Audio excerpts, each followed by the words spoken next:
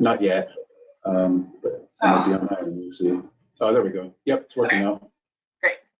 Hi, I'm Tessa Reeder, and I'm a project manager with the Washington Water Trust, and I'll be joined for the Q&A by my colleague and fellow project manager, Ethan Lockwood. For those not familiar with the Water Trust, we're a non-regulatory nonprofit dedicated to improving and protecting stream flows and water quality throughout Washington state. We use voluntary market-based transactions and cooperative partnerships to create balanced solutions so fish, agriculture, business, and wildlife can thrive. This presentation is to discuss the Big Creek Ensign Ranch water rights acquisition. We've previously obtained funding related to this project from Surf Board to do an alternatives analysis. And then this presentation is to discuss an actual permanent acquisition. So quick agenda, I'll be going over the project location, the ecological setting, the project details, and then have time for a wrap up and some questions. This project is located on Big Creek. It's in the Big Creek drainage in the upper Yakima Basin. It's just west on I-90 from Clay Ellum. Big Creek is definitely plagued with low flow conditions. Natural runoff in Big Creek is fully appropriated for irrigation, so irrigators can pull the full quantity of water in the creek. And in late summer and early fall, flows can sometimes drop below 5 CFS. This is 303 delisted for both flow and temperature. And with climate change, we expect this to only worsen. It's leading to a flashier system with low flow conditions occurring earlier, lasting longer, and dropping lower than reference conditions. This is a priority steelhead recovery planning area. Both low flow and high water temperatures have been listed as limiting factors in steelhead recovery plans for upper Yakima tributaries. And irrigation diversions have been known to dewater the lower reaches of Big Creek, which has had impacts on juvenile and rearing capacity. In addition to steelhead, we also have coho, spring chinook, bull trout, and resident rainbow trout. And the lower reaches of Big Creek have documented presence of spawning steelhead and spawning spring chinook, as well as rearing coho. And there's presumed presence of bull trout and rainbow trout. Low flow and high temperatures have caused declines in juvenile habitat, and low flows have also impacted juvenile outmigration or downstream migration. And for coho and spring chinook, summer and fall adult spawner upstream migration is impaired by low flows, and spawning habitat quantity has been decreased by low flows. And though bull trout are not known to spawn in Big Creek, late summer and fall flow restoration is expected to improve conditions for them as well. So getting into the actual project, as I mentioned, we've had funding before for an alternatives analysis, and then now this is digging into a specific alternative that we've chosen. We've broken the project down into kind of 3 major components. The first is replacing the Ensign Ranch water rights diversion and screen infrastructure with a National Marine Fisheries Service compliant fish screen. The second is to permanently acquire and transfer the Ensign Ranch Big Creek surface water right to the Washington State Trust Water Program exclusively for in-stream flow. And the final is providing Ensign Ranch with KRD, which is Kittitas Reclamation District, irrigation water via stream conveyance from their canal near Big Creek, River Mile 1.6, all the way down to Big Creek, River Mile 0.7, where the ranch's current point of diversion is. And so this map is a little bit small, but in the green polygon here, this is the Ensign Ranch property, and this is Big Creek, and we've got Big Creek in the Yakima River, and then the sort of like light green color here is showing the additional area where the KRD water would be flowing down from River Mile 1.6 to River Mile 0.7. And this Surf Board grant application is specifically for the acquisition and transfer of the Ensign Ranch water right. But the other components are critical components to this project as well. So like I said, this is a permanent acquisition of the Ensign Ranch Big Creek water right. This would put the water into the State Trust Water Rights Program in perpetuity. And this is for a water right that, like I said, has a point of diversion on Big Creek at River Mile 0.7. And the place of use is bordered by Big Creek and the Yakima River. And the water right is a 1906 water right, which means it is curtailable because it's after 1905. The instantaneous quantity, or the maximum quantity that can be diverted, is 1.7 CFS. And this water right is the lowest water right on Big Creek, so there are no water rights downstream of this diverter before the Yakima River. So when this water is returned in stream, no one downstream of them before the Yakima can pull the water back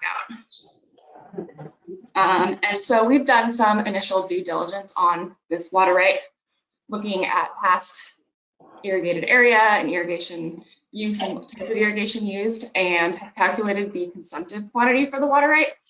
And so this quantity is the amount of water that is actually consumed by the crops, and essentially is sort of lost from the system in that it's not being returned to Big Creek or the Yakima River in return flows.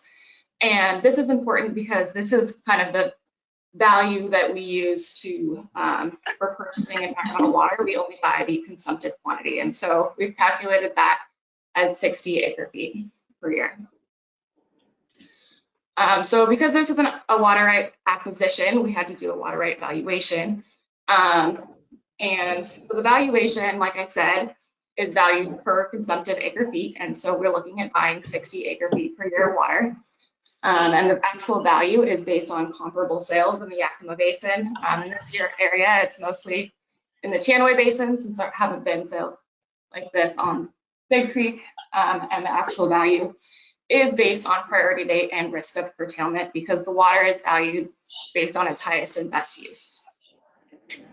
So we valued it at $2,000 an acre foot. So for 60 acre feet, that's $120,000. And this is a pending ecology review of extent and validity, because when the water right gets transferred to the State Trust Water Rights Program, it will have to go through the extent and validity process with ecology, and it's ultimately up to ecology to determine what this water rights current validity is. But based on our due diligence, this is what we expect. So the project goals are to improve passage for summer downstream migration of juvenile steelhead, coho, and spring chinook, and summer and fall upstream migration for coho and spring chinook, as well as to improve quality and quantity of juvenile steelhead, coho, and spring chinook rearing habitat. So the objectives for actually reaching those goals are to permanently acquire and transfer the 1.7 CFS water right to the State Trust Water Program within 2 years of funding. And to achieve that, there are kind of 4 major steps here: signing a voluntary purchase and sale agreement with the landowner, submitting a water right change application to ecology, assisting the property owner with obtaining alternative water, and upgrading fish screen. Those are the other components of the project I mentioned previously that aren't going to be covered under the surfboard grant. And then finally, ensuring flow is monitored so that the in-stream flows are enforced and exercised. One of the potential challenges with this project, as I mentioned, one of the critical components is obtaining water from KRD to use in lieu of the current surface water right. So the project is based on the assumption that the water needed will be available within a reasonable time frame. And we haven't gotten a solid written confirmation of that, but KRD has expressed support for the project. They have existing flow supplementation turnout. Their existing flow supplementation turnout has the capacity to carry this additional water. And there's the existing legal process through the inclusion-exclusion water transfer guidelines for making this water available. And our conversations with KRD and Ensign Ranch are ongoing, but we expect confirmation by the time of the final surfboard application deadline. So this is a picture of Big Creek in spring and sort of an inspiration of what we want Big Creek to look like, not what it looks like in the fall. And so our expected outcomes are up to 1.7 CFS added to the lower 0.7 miles of Big Creek due to the water being part of the Trust Water Rights Program. And then also increased weighted usable area during low to medium flows for all species and life stages. And in earlier stages of this project, WDFW ran a PHAB SIN model and found an increased weighted usable area during low to medium flow. And so That's what this figure here is showing, that at these low flows, all species have shown an increase of weighted usable area.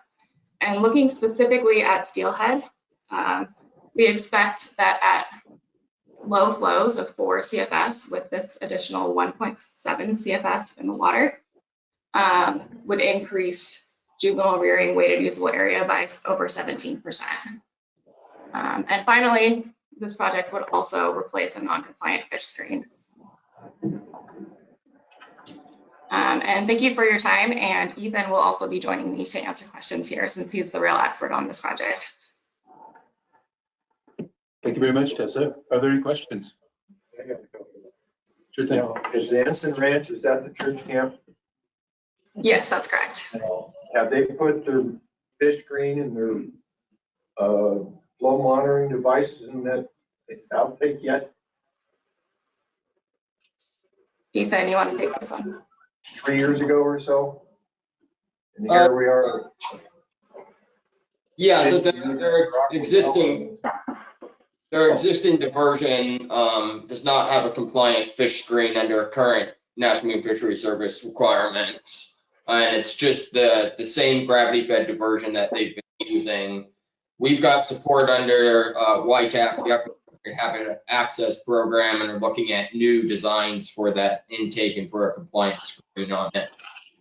Well, it did, and I know people are tired of me saying this, but I personally have spent thousands of dollars putting in fish screens and flow monitors due to court orders, and here I see this still here. It is what, 40 years after Aquavella, they haven't done spit. I understand this program is to get to basically to buy some water from KRD, which I think KRD is already putting water in the Big Creek to supplement the flows, if I remember correctly. What happened to the they were going to put a wet pool, a wet well and irrigate water out of the river. What happened to that? Yeah, so that was what we were interested in when we did the alternatives analysis. So the primary objective when this project was initiated was to remove all diversions from Big Creek. The water work to close the Darling diversion. Trout Unlimited is working with the Big Creek Water Users Association, and then Ensign Ranch was sort of the third one to work on, since there's only those 3 diverters on Big Creek. Our initial hope was that we could do that we'd be able to actually remove that diversion infrastructure and switch them to shallow groundwater wells that are in connectivity. The challenge that we ran into is a cost and landowner willingness. They have Ensign Ranch has a gravity fed diversion currently, and so they don't have electric cost associated with it. And when we sort of walked through what it would take to move them to shallow wells, that was something they weren't open to from an ongoing O&M perspective. So that took that off the table, unfortunately. We sort of pivoted and looked at, well, what is sort of the alternative water supply that we could provide, and that's when we started working with Kittitas Reclamation District. We looked at piping that water from the turnout to Ensign Ranch. That became prohibitive on sort of getting easements with the intervening property owners, and of course, pipe costs are so expensive right now. KRD does have that flow supplementation program, and that's continuing, as you noted. That right is separate from this water for the ranch. That flow supplementation, there's no guarantee of how long. That's not a permanent program. It's certainly beneficial at this time. This is separate, so this is supplying KRD water as they supply to other customers, turning that water out from where the KRD canal goes underneath Big Creek and then floating it down to Ensign Ranch because there aren't any intervening diverters between the KRD turnout and Ensign Ranch. I just, based on what I've seen in the ground so far, I've got very little confidence that we're going to see a flow meter or fish screen. All we're doing is paying them a bunch of money for water. Basically, I guess they'll go to KRD. Are they going to look at stream loss on the water going down the street for however many miles it is and things? I just don't, I'm not happy that that version up there was in the shape that it's in. Yeah, no, I can appreciate that. I think the way we're structuring this transaction and the way that the purchase and sale agreement is being developed is that it requires all of these components to occur. So it requires them to replace the diversion with a new compliant diversion. It requires that there's enough KRD water available for that switch to occur, for them to move from the surface water diversion to KRD water. One of the big things is that since they're running a gravity-fed diversion, they're pulling that 1.7 CFS at the diversion whenever there's sufficient flow in stream. It drops a little bit as the river drops. But that water is, that's missing from that bottom 0.7 miles of Big Creek. That water is, the return flow is going back into the Yakima River, not into Big Creek. So the that we're paying for here, right? Instead of them taking Big Creek base water, we get that water back in the stream, and the only water they can take is the KRD delivered water. There's a question. How is the current diversion screen not compliant, and what are the requirements for the diversion screen to be compliant? I think you've addressed part of that, but. Yeah, the current the mesh that they use, it's not it's like the expanded wire kind of mesh that's not allowed under current NIM standards. You have to have the open plate. I'm certainly not an expert in that. I can provide better response to that. We've looked at a number of alternatives for replacing that. Gave us one possible new type of intake and screen, and we're working with sort of the YTAP folks and permitting folks to look at if that's the best, or if we could move to a smaller, either a standard floating pump and screen, or if there's other alternatives that might make more sense for this scale and then what the branch actually needs. Hey, Ethan and Tessa, this is Jen. Appreciate your work up here. It's been an ongoing process. I think it'd be helpful in your application to show more recent years flows and the KRD supplementation relative to the weighted usable areas curves. I don't think we're seeing the desperately low flows that we used to when we first started really focusing in on Ensign Ranch. So I think having a better understanding of what we have in stream now would help us weigh the fish benefits of this acquisition. Yeah, thanks, Jen. We can certainly look at that and provide some sort of better context of where on those F7 weighted usable area curves are we with the flow supplementation. Yeah, thanks. Thank you. Any other questions from people here in the room or online? Hey, Ethan, this is Luke. What's your, how willing is the seller to go through with this transaction? What's your level of confidence that they will be willing to part with the water right? We've got very high confidence at this point. We're close to having sort of the contract and contingencies developed with Ensign Ranch. This really is working well for them in that sort of the way we've structured this is that the ranch knows they sort of have this outstanding liability of having a non-compliant screen. And so they're looking to directly apply the water acquisition payment to the infrastructure fix to replace that screen. One of the other benefits we've talked with them is that, they're moving from a post-1905 surface water right actually to KRD, which is under 1905. So they actually have more reliable water with this switch. So they've been alongside and we have strong confidence that they're willing to do this. Thank you.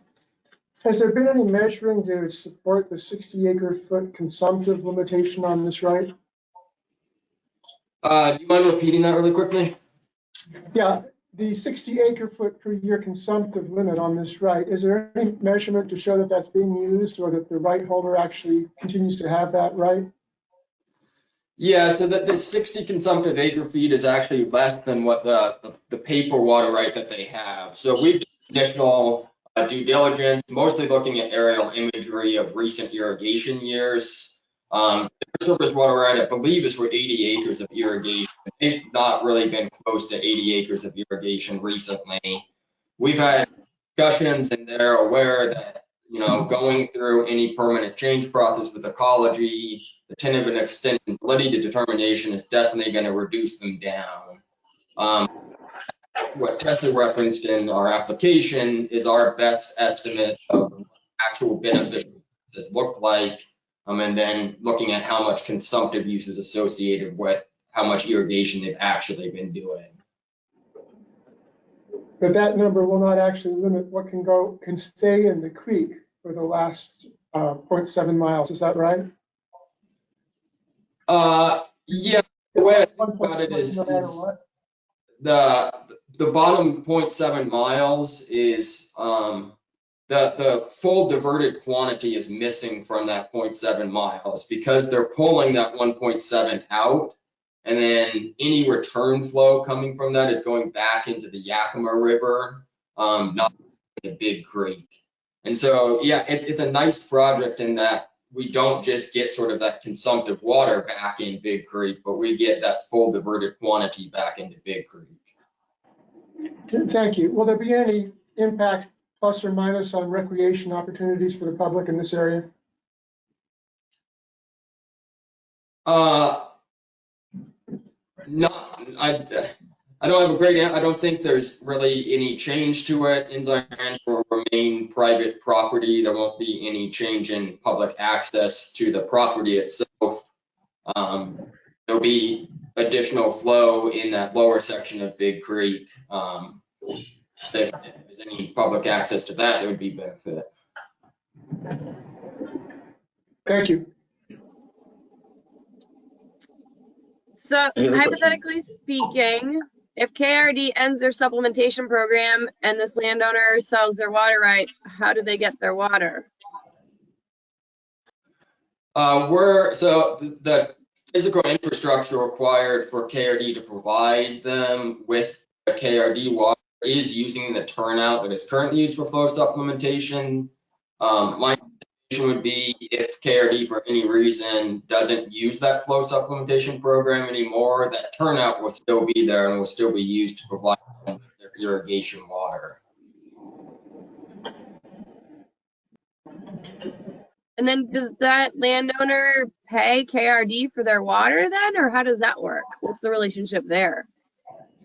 Yeah, so there'll be like any other KRD customer, they have to pay for that water, the annual assessment fees.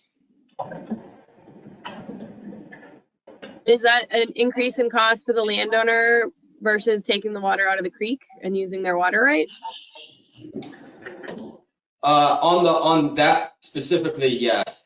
So right now they have a gravity fed diversion. It does require a lot of maintenance to keep the stream clean and clear, since that's annually take care of that.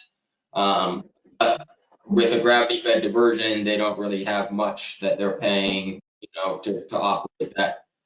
So it would be a change in cost, an increase in cost for them to move to it, but we've sort of lined out those costs and discussed them with that, and they've been comfortable with that. Okay, thank you. Only time for one more question before we move on to Tianaway. Yeah, Ethan, it's Joe here.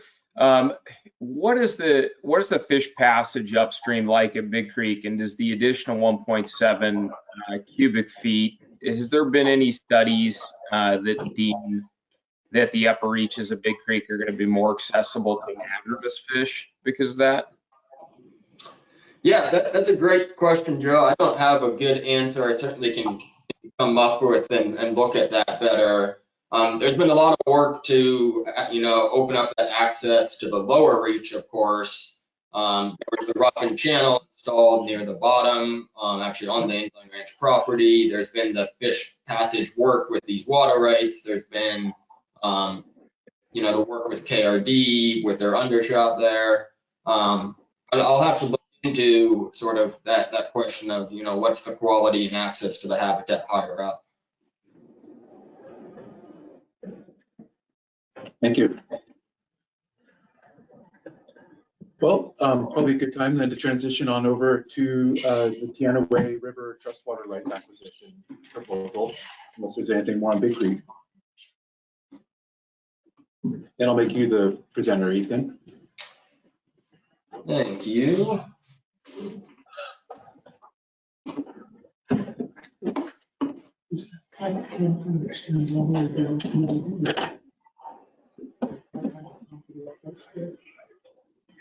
All right, let me know if you have any trouble on your end.